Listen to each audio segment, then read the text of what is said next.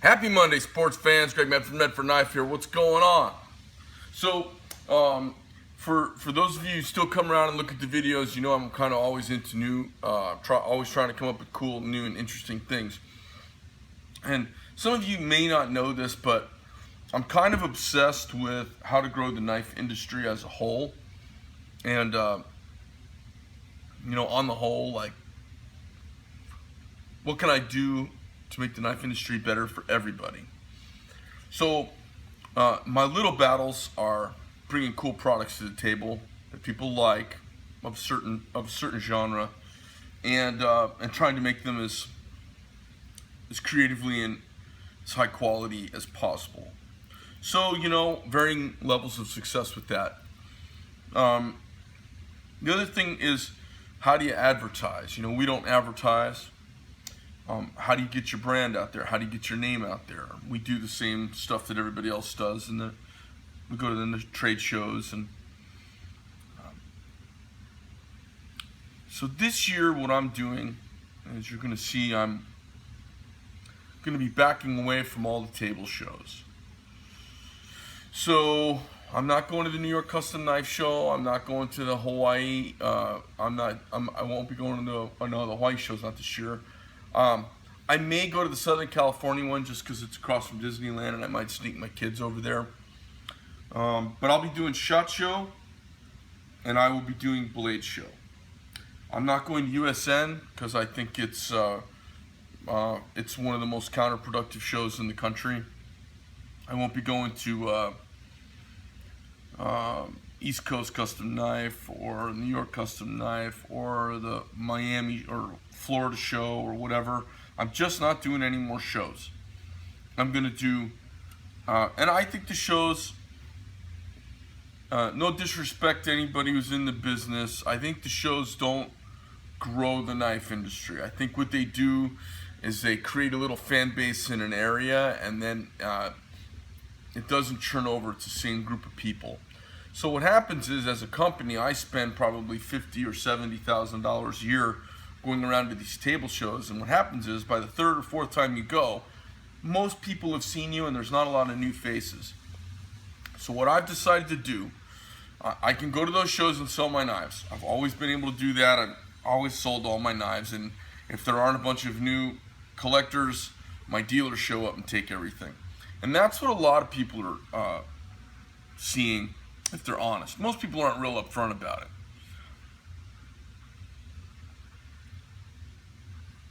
So what I'm going to do is I'm going to take a big risk. I'm taking a big gamble. Here's my gamble. My gamble is I could do the same old thing that everybody else is doing, and when they whisper to me on the side about their success at the show, I see that diminishing greatly. And the show promoters are not going to like to hear this, but the truth hurts, but it's true. And this is my experience. This is my experience. I'm behind the scenes. Everybody knows I'm a really frank guy. And the other folks at the show with whom I've become close with over the years. So, like other knife company owners, collect the same things I collect, and we text each other. I mean, other guys that are into firearms or into flying airplanes, or those guys all communicate with me behind the scenes, just as regular guys that happen to be in the knife business. And then when they're in town, these guys come and stay with me and stay at my house. I mean, I've become friends with these folks. So not everybody's as frank as I am, and as forthright as I am, and as public as I am with my opinions on things. Would you just put those down and hop out of here, please? Awesome, thank you. I'm right in the middle of the video. Thank you.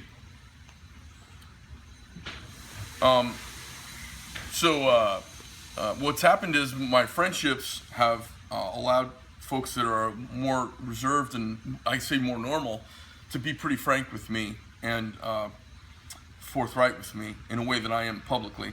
And so my own take on things, which way the wind has been blowing, has been kind of affirmed.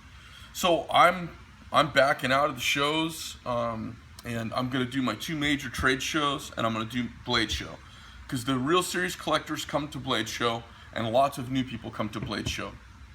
The other shows are kind of niche, and I can still reach out to those folks without without the hubbub of the show. And then if I had no other options, I would just keep doing that. But I'm not out of airspeed, altitude, and ideas. I have other things. So what I've come up with is I'm going to take the money that I would spend normally chasing these table shows around, and I'm throwing the money into a new endeavor to reach out. I'm trying to reach out in a different way. I'm trying to reach out in a fun, don't take yourself so seriously way. I'm trying to get out of the tactical, Billy Badass growing the beard crowd. I'm trying to get out of the little niche markets that are out there, and I want to reach out to broader America a little bit. And one of the things that I've noticed, and I know you guys have noticed this too, is comic books and superheroes kind of seem to permeate our culture.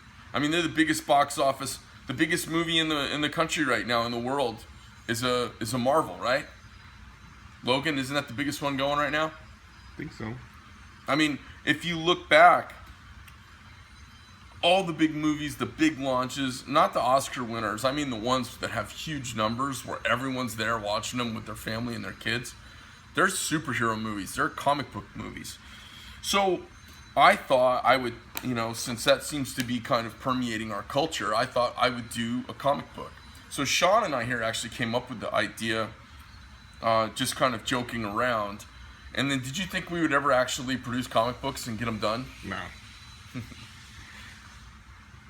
So, and this happens, I come up with an idea and I say I'm going to do it, and people go, oh yeah, it's just Greg talking, and then it happens, and they go, well, you actually did it. And I go, yeah, why would you doubt me at this point? I did the same thing with air shows, I did the same thing with knife making, and I'm doing with these comic books. And what I'm trying to do is I'm trying to engage a broader audience, maybe folks that are outside the knife world exactly, okay? So Sean's been instrumental in writing. He actually wrote book 2. Book 1 is out now, and I've got full-time staff here drawing. Put really cool workstations together for them to do their thing. I'll introduce them to you maybe later in this video. But without any further ado, let me introduce you to the character. It's Jack Knyff, Knyff, just a little play. Character's name's Jack. He's an adolescent male, and we pick up on him at age 12 after his parents have been killed. And we follow him through his growth and his military service and going to work for CIA ground branch and ending up confronting maybe his major adversary that follows him throughout the 24 books. It's a 24 book series. Hey Sean, why don't you pan down on this thing so we can show everybody. This is the cover. We're doing it under our label, which is Full Tame Comics. And The Adventures of Jack Knyff. This one's called Beginnings. The next one's called A First Blooding. And then every inside cover is a little bit of a preview page of stuff to come.